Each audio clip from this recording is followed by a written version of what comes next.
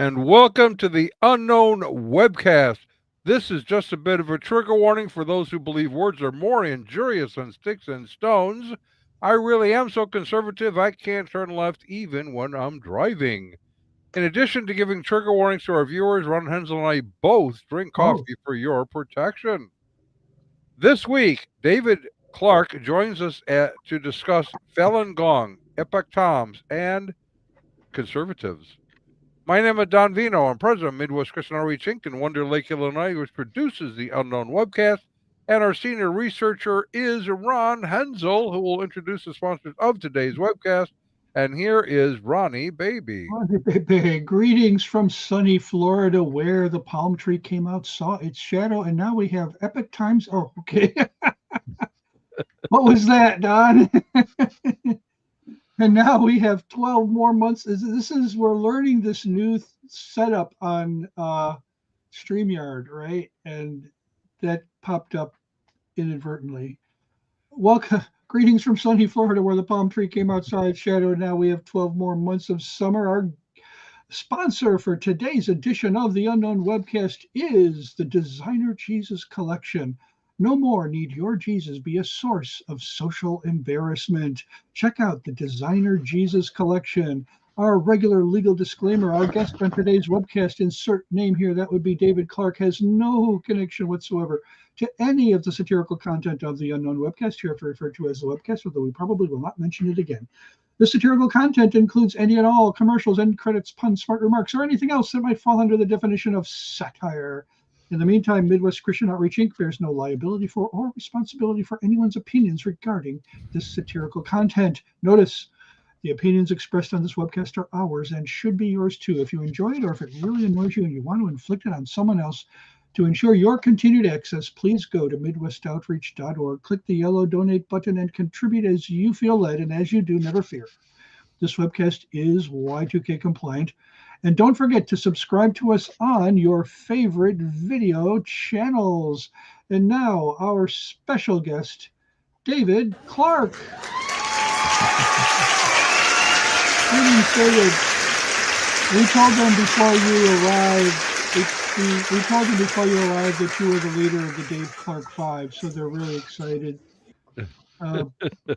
So I don't know if you listened to the Dave Clark Five when you were younger, or if you're actually a member of it. Yes, they were a great group. So, Well, yep, and we're glad you're here and Thank you. talking about Falun Gong, which for some, they're going to be kind of going, what is that? And that's a good question. I have some interest in it. We had to bring you because you actually know more about this than I do. But because I look at them and some of the other groups that are kind of coming into the U.S. And growing in the U.S., they're sort of in some ways following a roadmap that was sort of laid out by Sun Myung Moon of the Moonies. Now, in his case, he made alliances with evangelical leaders. Yes, he did. Eric Piment and I and a few others went to listen to Moon. This is a few years back while he was still living. Yeah. While he was still living, actually, yeah. And to hear him speak, and he was not a great speaker. I was surprised by that. Well, he's all in Korean, right? Yeah, he's South Korean. We used to have an interpreter. Colonel Pak used to regularly translate for him. Yeah. Well, and it was interesting to watch because he had a couple of pastors that were there, African American pastors. One of them leading song services for the event. And then he started off by reading a letter that he had received or claimed he received from Jerry Falwell, just extolling the virtues of his fight for the faith and how important it was in these alliances that they had. And we were shocked. And so Eric and I both contacted Falwell's organization. And as it turns out, he indeed did write a letter. But in the last paragraph, which wasn't included in the reading, he had stated, we definitely disagree on theology, who Jesus is, and so forth. So he wrote it really because it was of the legal battles that he had been going through. I remember James Bjornstad book, The Sun Is Not the Moon. That was an interesting title. I remember that too. Yeah. And Moon also has started the Washington Post, I think. Washington Times. Washington Times. I think Washington Times. Yep. Did he started it or bought it? He might have. No, he Well, founded he started it, and then he also bought it, and he also passed it on to his son. Right. Mm-hmm. Right. And that was a very conservative paper. Mm-hmm. And so he kept continuing creating allegiances with conservatives. Mm-hmm. Mm-hmm. Now, it goes all the way back to Richard Nixon. When Richard Nixon was having his problems with Watergate, Unification Church members would be in front of the White House praying for him. You can actually see photos of Sun Myung Moon with President Richard Nixon. What do you think? What do you think drove or drives the Unification Church's direction toward conservatives in this country? Well, when you look at the communist background out of which Moon was exposed in North and South Korea, the anti-communism resonates with Moon, the Koreans, especially South Koreans, and Americans. So the anti-communism is a big thread here, and it also carries over into the Falun Gong relationship. Right. And Republicans have been more anti-communist than Democrats. It's fair to say, even going back to... Not only that, but religious persecution is a very serious matter with Christians, Bible-believing Christians especially, those who are committed to missions worldwide. Religious persecution is a very serious topic to this very day. The early church had it at the very beginning, and it has continued to our present time. Yeah.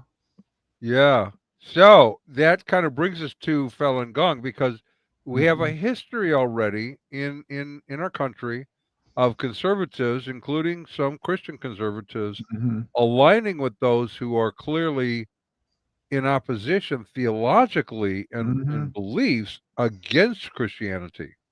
Right. Now, in Moon's case, he claimed to be the return of Christ to fulfill the mission. Lord of the Second Advent. That's part of one of his titles. I mean, for the longest time, it wasn't publicly open that he was the Messiah, but at the latter part of his career, that came out openly. Right, and his claim was that Jesus was sent to produce sinless seed. Basically, his offspring would be sinless. But Jesus made a mistake, and he accidentally got killed early on, and so Moon came then in the second advent to continue the works that Jesus failed to do. Right. They believe he did not complete his mission. Right. And Moon was sent to complete the mission. Jesus Christ sent him according to Moon's vision, the appearance that he said he had of Christ. Right. So how does Falun Gong fit into this? And here's what I want to point out, because they are really quite on the recruit to get conservatives behind them, and particularly Christians behind them. And they do that through things like the Epoch Times, very conservative publication. Do they recruit with this into their group, by the way? There is a serious distribution history to the Epoch Times, how it started out really small. They were giving out papers for free. They had stands where you can get them for free. Now it's subscription based, and millions, I mean, we're dealing with serious millions of dollars have come in through the appeal process. And I know Christians that receive it. I get it free, and I got it free for a period of time. I didn't subscribe, but I did get it for free when they had it. It was sent to me without solicitation. In other words, I didn't request it. It was sent to me automatically. And I know a lot of Christians who have been exposed to that paper and then they'll also subscribe to it, but they don't know about the history or the background. And most Christians don't. Even CRI, when they did their publication on Falun Gong, they mentioned in the article how when the researchers were talking to their Christian friends, had no idea of the background of Falun Gong. That's right. And that's And something that's a serious thing for Christians to be aware of. it is, yeah. So, and we also have Shen Yun. Hmm. In that is also Falun Gong. Yes. It's related to Falun Gong, correct?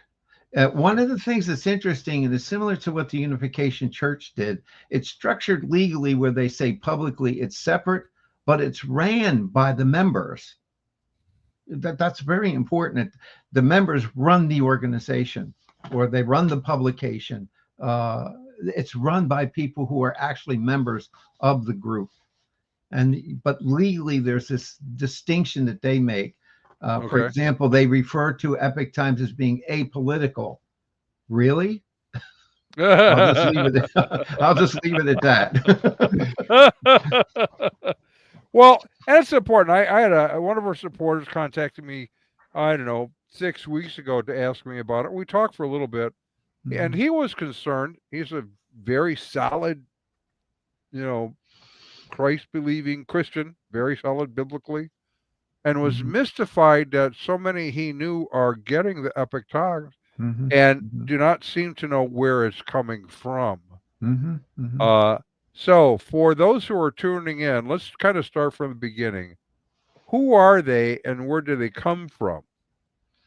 Well, they come from China. The founder of it, Li Hongzhi, he started it in 1992, but there's a prehistory to 92. That's when it was more openly public. I think it goes back to the 80s in terms of its formation.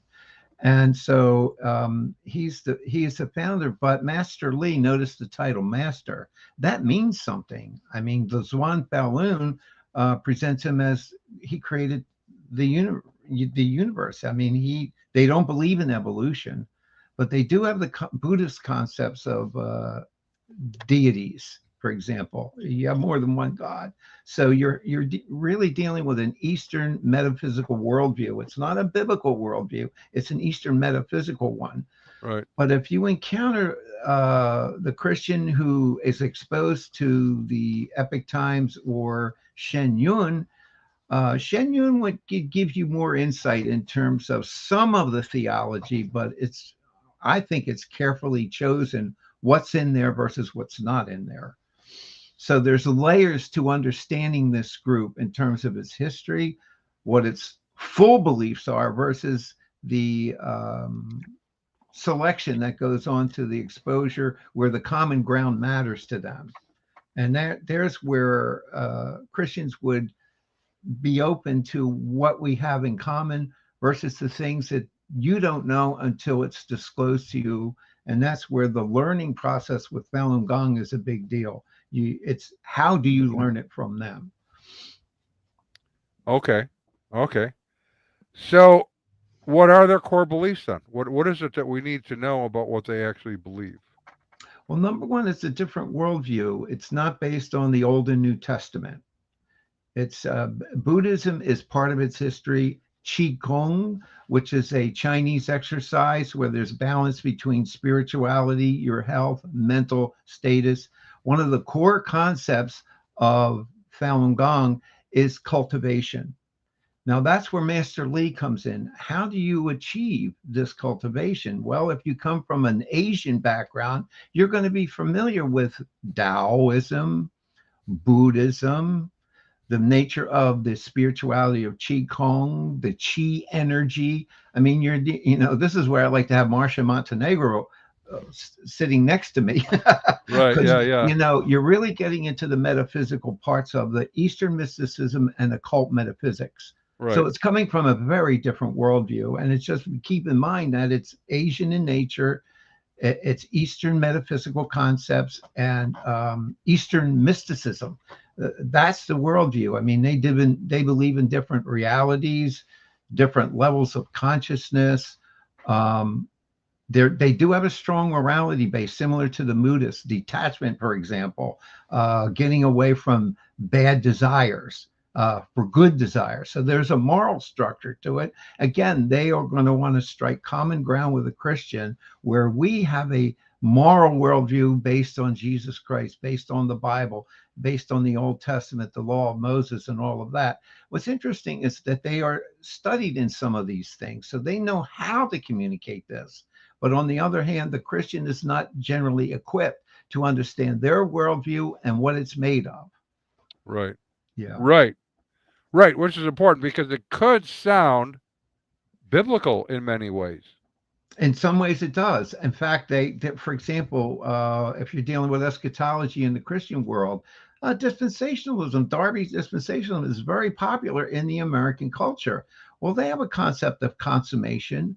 They have a worldview where they believe that catastrophes are going to take place. They also have views of history that are different than the Bible altogether in terms of humanity has been subject to consummation, destruction more than one time, numerous times, because they believe in reincarnation. So your samsara, your path, you need to, it's a self-salvation process where you need Master Li to reach the perfection that's necessary. Yeah. James Lopez asks 2 questions. One, is it still possible to get some useful info from their publications? I would say, yeah. I mean, the research is something that you have to sort through. I mean, there are things that are factual in nature, and you want to fact check those, especially. The difficulty with a publication of that nature are certain claims are made. Are they factually accurate? And that's where you really have to do fact checking. For example, Facebook removed them from what they consider political advertising. Well, the nature of front groups that go by different names and titles, unless you're familiar with these names and titles and what are behind them, they sound conservative. They sound like Christian or conservative MAGA groups. They have that kind of appearance and sound to it. You don't know that it directly connects to Falun Gong. Well, when Facebook encountered this problem, they removed them from advertising on Facebook. So there are problems there. So we have 2 more questions along the same line. One is in the political arena. Do they lean in one direction or another, or do they try to be neutral? Well, they're very pro Donald Trump to be president. In fact, he won the first time, but then when the election of 2020 came up, Falun Gong, Epoch Times decided to go into the election fraud side of things, and they presented a lot of material on that end of things. Well, again, when you're dealing with conservatives, you're dealing with the MAGA movement, you're dealing with Christians who really felt that the 2020 election was not transparent and above board. Then you have the polarization that took place between liberals and January 6th and the way they dealt with it versus conservatives who felt that Donald Trump didn't get a clean election. You can understand where people went to information sources that supported what they understood. Not only that, but they were a publication that provided information they weren't getting from other places, especially in the mainstream media. Now, you had mentioned before we went on air that they also are a group that likes conspiracy theories. So how does that kind of fit into the whole view on the election? If I say QAnon, right away, you're dealing with a lot of the MAGA movement and people that supported Donald Trump, President Trump, that followed these Q drops, Not only that, but when you're talking about satanic bloodlines, this is something that was featured in Edge Wander, which is a program that was part of the, there's a network, and I'm trying to remember the name now. It's called China Uncensored. And that has all of these different programs on it. And so a lot of people that follow Epoch Times may also go into the entertainment wing of this movement. Plus, the conservative movement has a lot of websites. If I mention the word Rumble, most of the conservatives are going to know what I'm talking about if I say something like that. So the source of information, or if I said Steve Bannon, people would know immediately who I'm talking about because of his podcast. So there's a tremendous amount of conservative sourcing of information, and where are they getting it from? This is where Epoch Times and China Uncensored, things of this nature, there's this very extensive Facebook presence or Truth Right. presence, all of these kinds of information sources. But this networking between Shen Yun and Epoch Times and all kinds of broadcasts, or podcasts, let's put it that way, and the television network that they have, NTD, that's another major source of information that affects people's thinking and Okay. how they look at things politically. I remember first becoming aware of Epoch Times, I guess, over 10 years ago, when it really started to surge in its presence online and on television and commercials, and thinking, where did they get their money from? Because it's huge when you're dealing with Falun Gong. It's a really, it grows exponentially over time when you look at its history. I mean, until now, I didn't know there was any connection between Epoch Times and Falun Gong. Well, this is where the legal parts of it comes in. There's publicly statements made or legal formation, and the Unification Church had this kind of thing as well, where they make a distinction between the organization legally and, for example, being apolitical, but yet it's run by members of the group. Now that's I thought, okay, so Washington Times is actually owned by the Unification Church, right? Well, that's where Moon himself owned it, and then he gave it to his son. But the financial part of it was owned by Moon.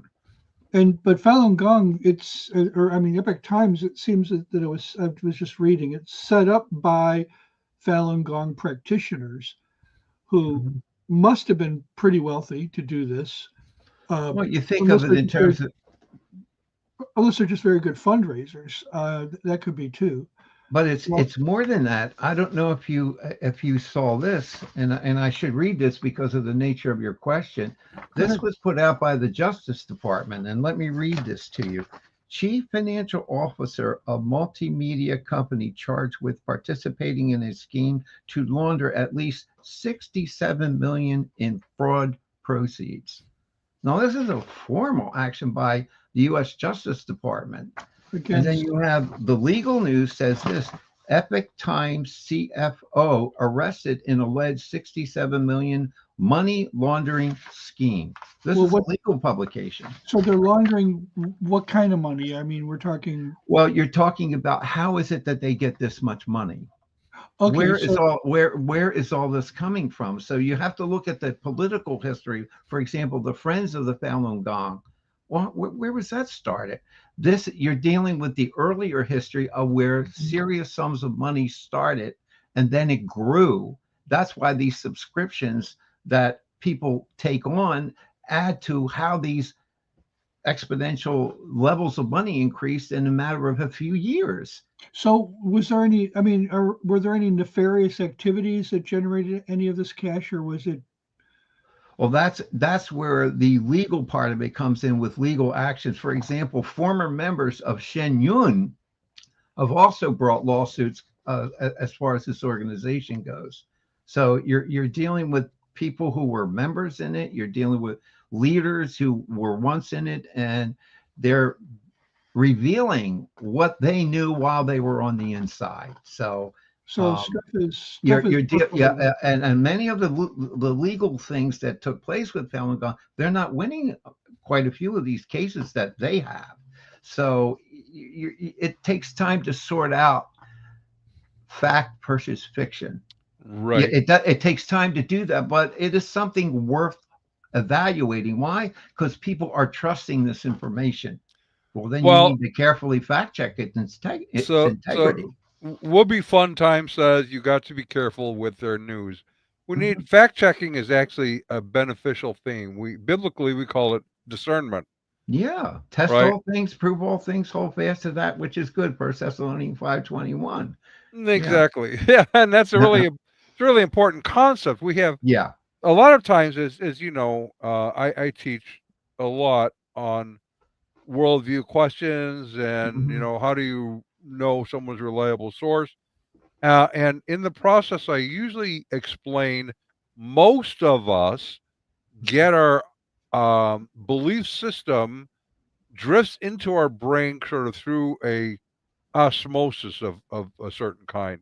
You pick it up from the news sources you uh, uh, read or listen to, the books you read or listen to, the videos you watch, especially these days on YouTube, uh, films, and it sort of comes in unfiltered. You don't ask the questions of how do I know this is true. Mhm. You just begin relying on something because it plays to something that sort of resonates with you already.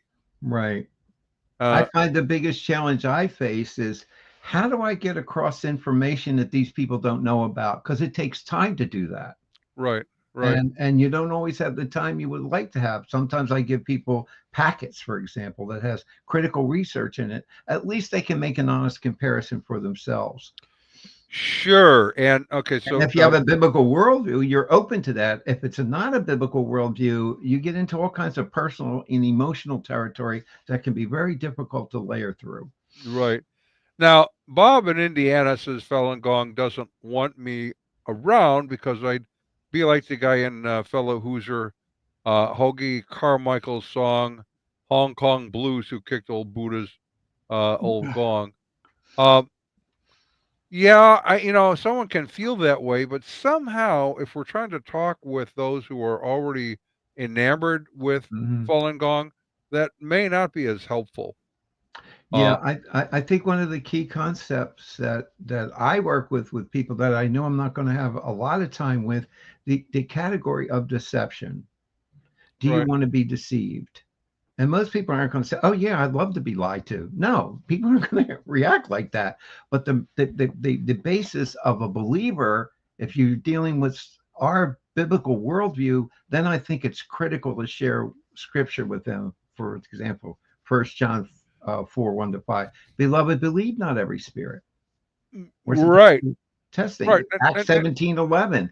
The Bereans were more noble-minded than those in Thessalonica. They examine scripture daily. In other words, we are encouraged as believers to verify the truthfulness of something, not just merely accept it. right, right. And we also have.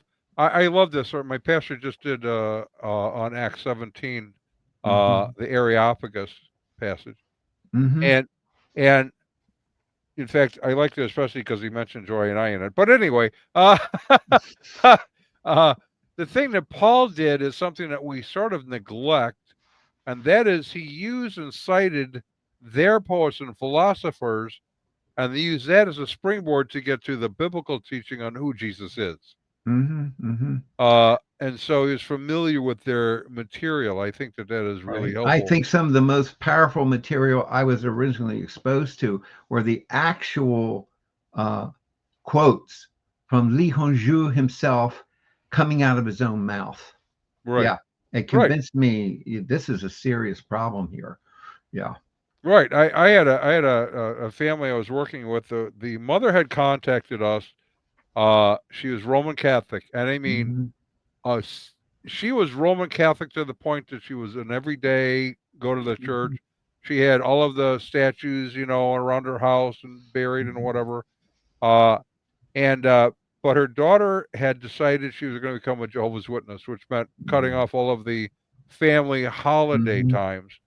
And so we met with them. She and her husband ended up coming to the faith actually, Mhm. and then Mhm. became worried because mom is a Catholic.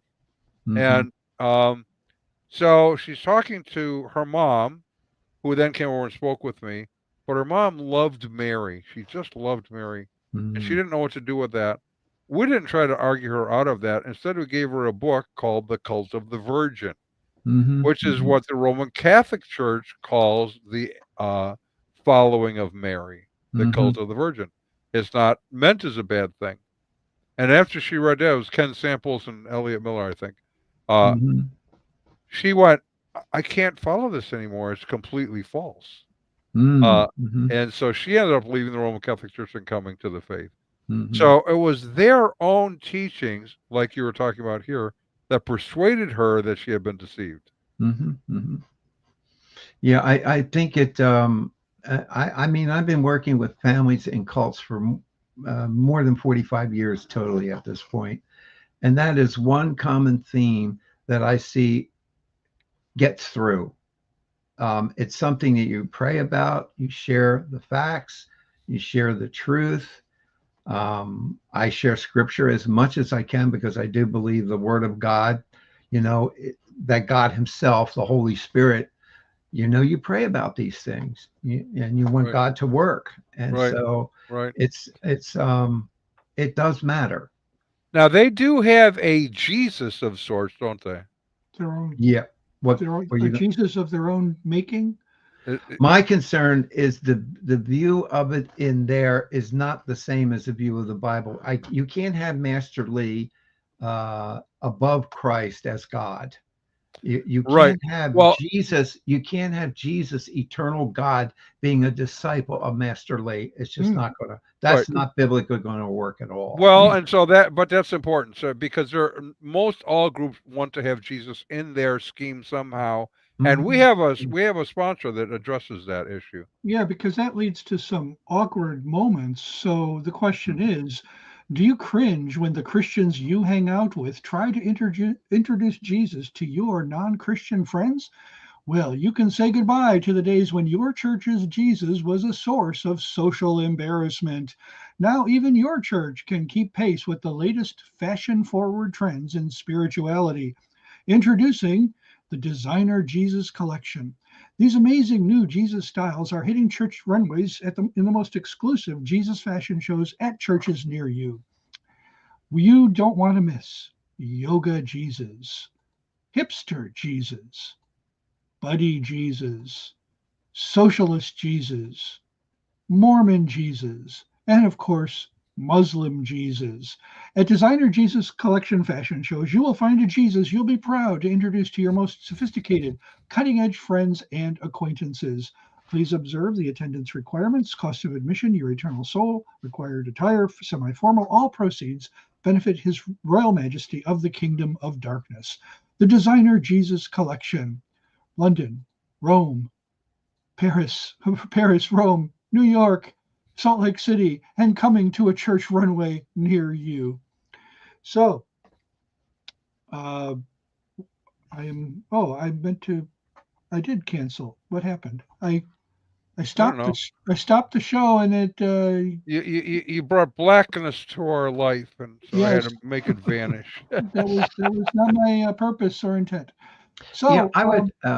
Is it possible for me to elaborate a little bit more on the I was going to ask process, you to. Absolutely. Well, the what I'd like process to. of salvation with Yeah, them? I was going to ask three questions.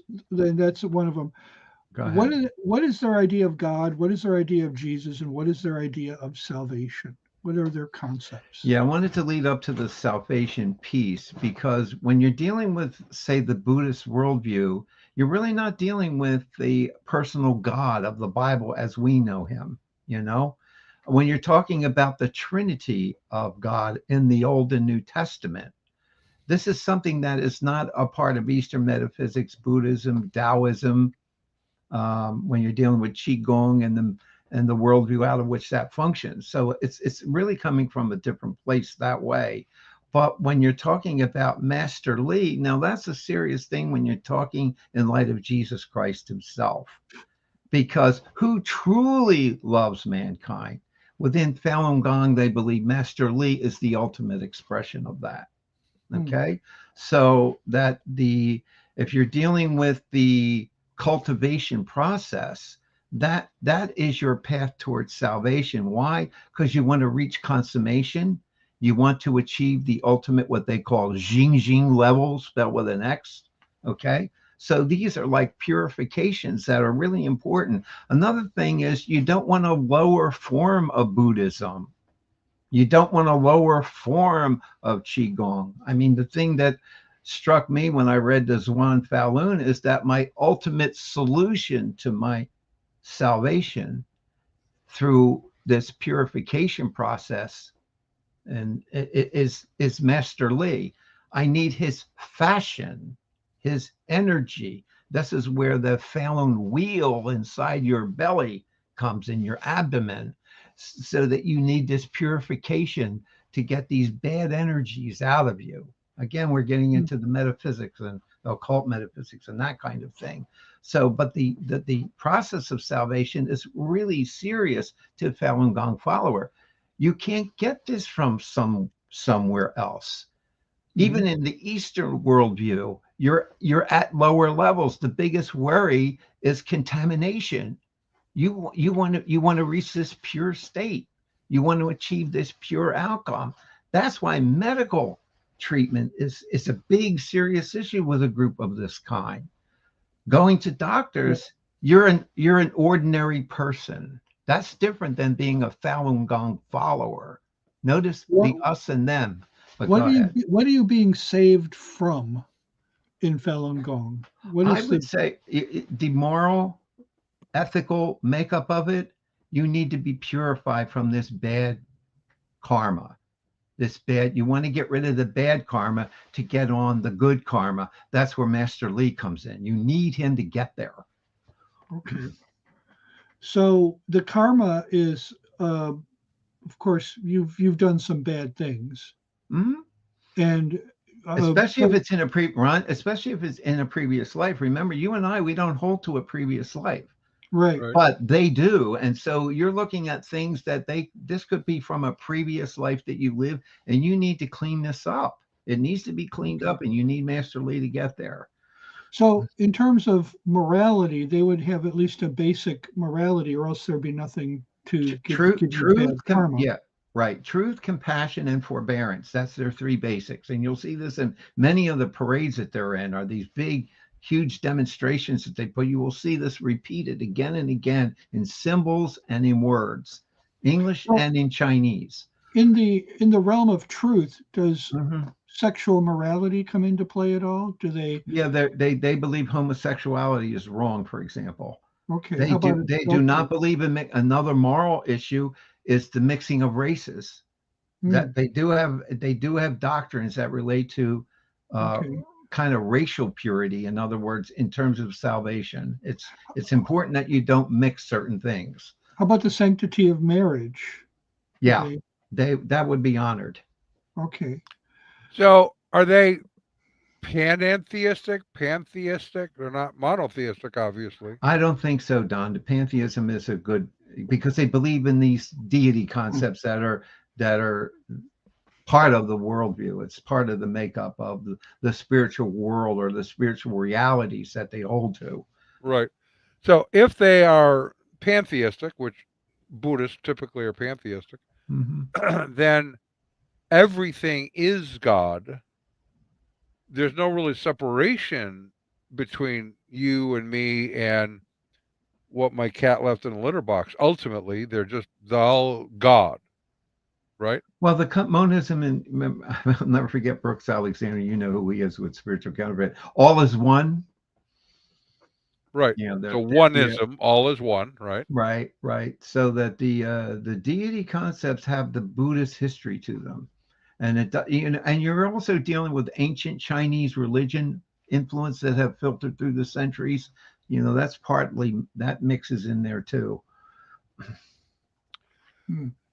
Well, okay, because it can. Now, I haven't spoken with anyone from Falun Gong on this, but I did speak with the Parliament of World Religions, which is one of the places that we tend to go to. And I was at the booth. It might have been City of God group. I'm not sure, but it was a female, and I had asked her, because they're Buddhist as well, about karma and rape. And my question was a simple one. Is rape a good thing? And she said, no, that's a terrible thing. I said, okay, I understand, but I think Falun Gong members would be offended by rape. They would be. So, but as we talk it through, my question then is this. in karma, is it not the case that you are punished in this life for something that you did in a previous life? Mm-hmm. Is it possible, though, that whatever you did in a previous life was so terrible that you had to be raped in order to divest yourself of this bad previous karma? And if that's the case, wouldn't it be the case that the individual who raped you was actually doing a good turn, and he would therefore be rewarded for helping you remove your bad karma? That's a complicated question, but she just walked away. She didn't even know how to handle it. Mm-hmm. Yeah, you know, the good behavior and the bad behavior is basic to them. The big thing, Don, that's a big issue for anyone that is a serious follower of Falun Gong, Master Li, is contamination. The problem with contamination is you may not be able to avoid its consequences, and there's no solution. Okay. The So what Christian is, world, again, yeah, you mentioned contamination. What right. is contamination, and how do we get away from that? The bad karma part is contamination itself. Okay. In other words, it's instead of cultivating and moving into that more pure higher state, you're compromising. That's one of the reasons why people who are devout to this won't go to another school. They won't go to another. This is the true path. Okay. You don't have an alternative to it. Part of the reason some people die in the group without medical intervention is this can seriously contaminate them, and they don't want to be eternally damaged in the process. So they'll physically die rather than change. I think of blood transfusions. Okay. When we're dealing with the history of Jehovah's Witnesses, where they will die in their deathbed and they will not have medical intervention. I know other groups that are the same way about back. It's based on the doctrine that they're taught, and they won't deviate from it. Okay. So, and in that way, it is also like Christian Scientist, Mm-hmm. because for you, the issue is not that you cut fingers off of your hand. It is that you think you cut fingers off of your hand. Errors. They don't want to validate the error. Right. That's Exactly. what they're very concerned about that. Yeah. They are very concerned about that. So you have to then meet with someone to kind of get your thinking corrected, Mm-hmm. to realize that there is no finger to be cut off. You don't physically exist.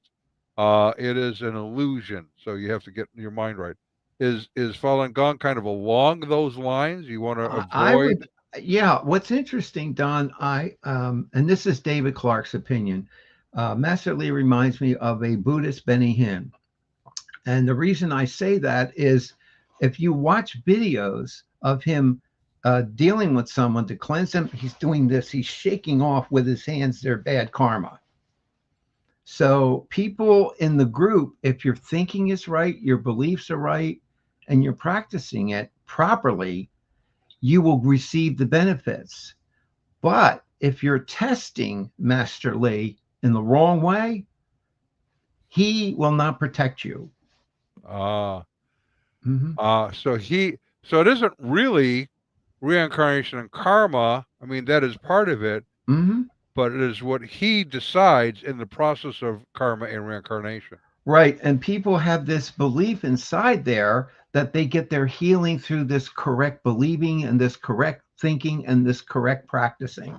And that's all grounded in Falun Gong doctrine and teaching.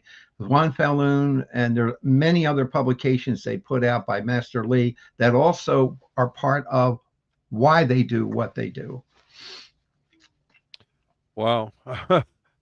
So, but there is a doctrinal makeup. So when you're seeing certain meetings that they have with Master Li, they look at him, and that's why I say he's like a Buddhist Benny Hinn. He's like the Buddhist healer, and he has the power like Benny Hinn does. When you're dealing with the nature of the prosperity gospel and all that, I would say there's an Eastern version of that kind of belief. So Master Li, is he still alive? Yeah. Yes, he is. He lives in New York. He's On upstate New the, York. They have a compound up there.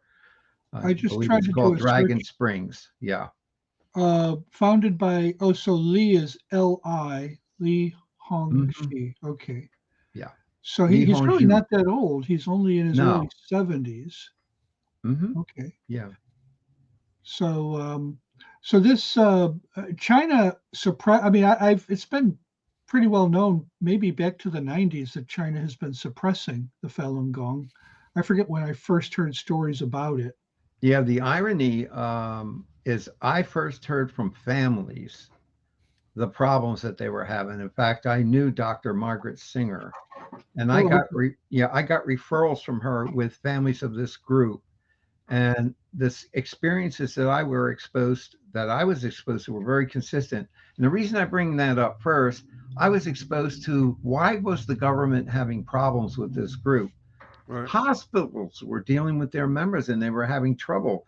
You're dealing with psychiatric clinics. You're dealing with professional places that were having difficulty with these members. It was the same kind of things that we were hearing about as professionals on our side of the world. And I thought, there's something, I'll use a crude illustration, but you know what I mean. It walks like a duck, it waddles like a duck, it quacks like a duck. Yeah, we've used that. We were resonating on certain things, and I thought, I see trouble here. So there was separation from family going on, I Right, take it. right. Yeah. And it became a serious public matter to the government. Why? You have to look at not just what I just told you, what was going on in China itself. You're talking about universities that were completely occupied with their members because there were exposés that were coming out. The government itself and other like scientific groups and medical groups and mental health groups and all that. This evidence was starting to come out publicly, and the reaction of the group was strong. Notice what we're going through right now in the United States concerning Hamas at our universities. And I want to make it clear, I'm not saying Falun Gong is Hamas, but notice the phenomena of what's happening at the universities and the way they're taking them over, occupying them. The government has to step in to deal with them. China was facing that same kind of problem. They were occupying. And they were stepping in and they were dealing with it. And then in 1999, it reached a peak. Right. In Beijing itself, the headquarter area where the leadership lives in China was surrounded by more than 10,000 of Falun Gong members.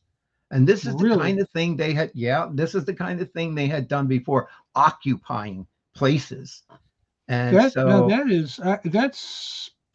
that's a risky move, isn't it? Not only that, but you had Tiananmen Square, and remember what China had dealt with back in 10 years 89? earlier. Yes, that's right. That's right. So now we're dealing with what is the government going to do with this? Right. And the major thing, I've been to China several times and also Hong Kong. I've been there more than once. One of the things that I learned about the Chinese culture is when they establish law, this is legal, this is law, they enforce what they have as a legal standard. And so they had to act upon what they considered violations of their law that were going on at that time. And so notice what we're going through with the removal of the illegal aliens in our own country right now. If you watch the news within the last 2 days, you see this business going on with sending these people to Guantanamo Bay. That's the United States government doing this. Yeah. This is the kind of government thing that China was having to deal with. So, I mean, we got this mixed history of Chairman Mao and all the things that happened during the Cultural Revolution, right, and the strong arm things that the government did in those periods. So this is not a squeaky clean process at all. But on the other hand, you're dealing with the government has to deal with certain things. Yeah. So now I mean, they were banned in 99, 25, more than 25 years ago now. Mm-hmm. What's their status now in China? It's an illegal group. They call it an evil cult. That's the legal name that's given to Falun Gong as an evil cult. Are they operating underground? They are still there, and there's a certain percentage underground. The difficulty that they have in China is if when the Chinese come across them, they will get arrested. They will go to prison, and they also go through what's called re-education camps.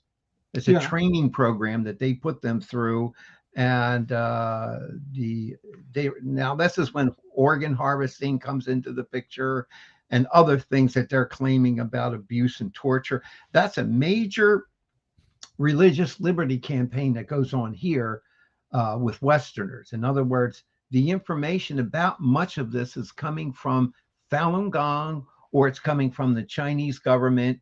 And the difficulty between both groups is transparency. Right. Yeah. Yeah. So, like, I mean, when 10,000 Falun Gong surround the Mhm. the place where the leaders of China live, Mhm. that is a very aggressive move. Yeah. And I And would think, the way it took place, even Amnesty International and Human Rights Watch, those are both groups that monitor yeah, this kind of thing. They right. haven't they spell this out and I remember Human Rights Watch, they tackled this whole thing of how orchestrated the 10,000 gathering took place around the living So compound of the leadership of the Communist Party. Yeah. so they're not. Were they sympathetic with that move? No, they complained. They wrote it out in an official document, and they weren't supporting it. They were observing the problems that it caused. Was this something that Falun Gong that felt that they were instigated into doing, that they were provoked? Did the government somehow provoke them, or were they just Well, it flexing? it comes across as a spontaneous gathering, but that's again. They sounds like a Is flex. it AstroTurf? My personal emotions get involved with this, so I apologize to the audience. Well, what do you think? I find I have credibility problems with that. I just do. That's just my personal reaction. It sounds like they're just flexing their muscles. They're just trying to show. Well, they demonstrated something very serious there. Their capability of doing that, and back then it was done wirelessly. It was a electronics thing. They have a history of doing electronic maneuvers. And another one was the way they interrupted the broadcasting system with inside China. The Chinese government wasn't happy with that either. They disrupted it. They overplayed their hand, wouldn't you say? I mean, it got them into serious trouble with the Chinese government. Yeah. It's quite a bit of hubris there. So it sounds like they probably, I mean, my guess would be a lot of them, if the ones that weren't arrested and sent through re-education, ended up leaving, finding a way to escape. And Falun Gong's leadership is probably located outside of China now. Li lives, you said, in New York. Right. And a lot of the leadership activity takes place at this Dragon Springs location they have in upstate New York. My guess is they're still probably considered a threat by China. They're still concerned about them. And I'm thinking, I wonder what Lee's security detail looks like. It's not easy to access him, and access to him is it's very tightly surrounded with Falun Gong members. And you don't just hide from China in New York. I don't think you do that without significant help from our government. What do you think? Well, they have protection here due to religious freedom issues, and they've garnered a tremendous amount of support. For example, when Don brought up earlier about the Republicans and the Moonies, let's say Ronald Reagan, for example, there's a tie over from the Ronald Reagan era into Falun Gong. The Friends of the Falun Gong was created during that period of American history. Mark Palmer, he was the one that helped found the Friends of the Falun Gong. It's really ironic to me because Congressman Lantos had a cult awareness week, and he knew and had a relationship with the Cult Awareness Network back then. His wife became a friend of the Falun Gong. So when you're dealing with the government of the United States, Now we're talking about like Radio Free Europe. You're dealing with All the things religious, that are getting defunded right now. but you're interesting, Ron, because of the history of what's happened with groups like this. Yeah. You I know, mean, and yeah. so you're dealing with conservative groups that are concerned about religious liberty, but now you're getting the crossover between civil liberty, religious liberty, and political funding, Right. government funding into groups. Well, this gave seed money for Falun Gong to develop things that came later on, Epoch Times being one of them. Right. And to me, I'm concerned about that. How successful have they been in proselytizing in the United States, do you think? I think because of the exposure, young people in particular have gravitated to this group. I think the spiritual, I know a Christian family that had me work with them, years ago. They had two sons, and the exposure to Falun Gong was enough for them to become members of it. And we had our hands full dealing with that. I mean, we were able to go through our Christian territory as well as theirs, but it's no light matter, especially when you're dealing with Asian groups. I can't emphasize this enough. Because some of the toughest, most difficult groups I have ever worked with in my 45 years of working with families are these Asian groups that are cultic. in what way are they difficult for you? It's the nature of the training, also the control of communication. In other words, family members don't have easy contact with each other. This was a basic problem I encountered with Falun Gong. Families just having basic contact with members inside Falun Gong. It was really difficult. Getting people out is very difficult. It's challenging. It can be done, and you have to have enough time, but it takes a lot of planning in order just to carry it through. A lot of planning. Mm-hmm. You have to carefully work it through if you can do it. And I don't know if you want to give us too many details here. We only have a couple of minutes, and besides, we wouldn't want you to give away any secrets that help you to accomplish that. But families hire you as a consultant, or how does this work? Yeah. It's something they request. Correct. Okay. Mm-hmm. And it's probably extremely time consuming. Mm-hmm. And how much risk is involved for the family or for the member? If you can maintain privacy, that helps a big deal. The privacy part is really helpful if you can have it. With the way smartphones are today, it's more challenging than ever. What kind of things, I mean, cults are known for sometimes excessive discipline toward members, things like that. Yeah. What could happen to a Falun Gong member if it became known that they were talking to someone who they were not authorized to talk to? So, somebody like you. Well, inside Falun Gong itself, and Shen Yun is a good example of it, it's a very controlled environment as they describe it. And the eternal consequences of violating these kind of rules can have dire consequences. It's because of the salvation process itself. And they're not the only group that does it like this. You violate rules of a group, you can be cut off from eternal life. That's a big deal, and the fear is very real. Yeah. So when you're dealing with a Falun Gong member and you're trying to witness to them and lead them out of this cultic bondage, you kind of have to put yourself into their shoes. What they've one thing I would say, Ron, critical thinking is important to really get that established. It's not just sharing information, that's important, but critical thinking about that information. I think the biblical apologetic that addresses that area is as critical and essential, and it helps you get to the other side. So Falun Gong, it's for Carrie Went, it's Falun, capital Gong. Correct. Yeah, Falun Gong. It is a high control group when it comes to its members. And I would recommend people reading the Shen Yun testimonies of what Shen- those people actually experienced. It's something that you can research online. if you So, work and with, they brought lawsuits, and the lawsuits are very revealing. But go ahead.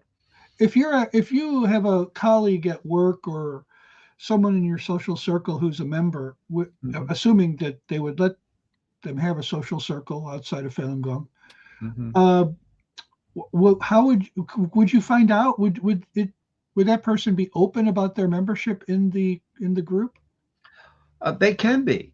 It depends Okay, on how they're interacting with how they see you. That's the big part. How are they looking at you? Why are you okay, doing what you're doing? How is it that you're relating to them? They can share. They can be friendly. They can be, they're sincere. They're sincere. They're devout, but they have a certain level of understanding.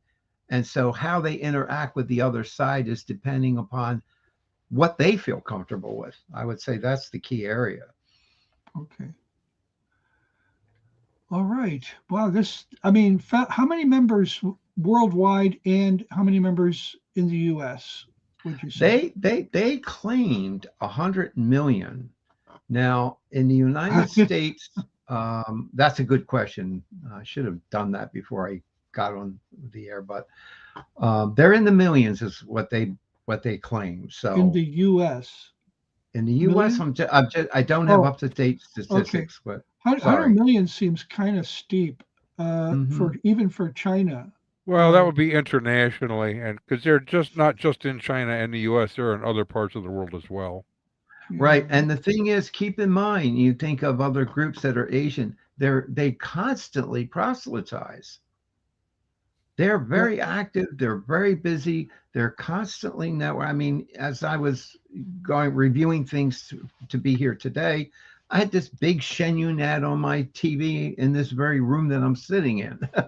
Right. So, they really get their message out. Their newspaper is popular.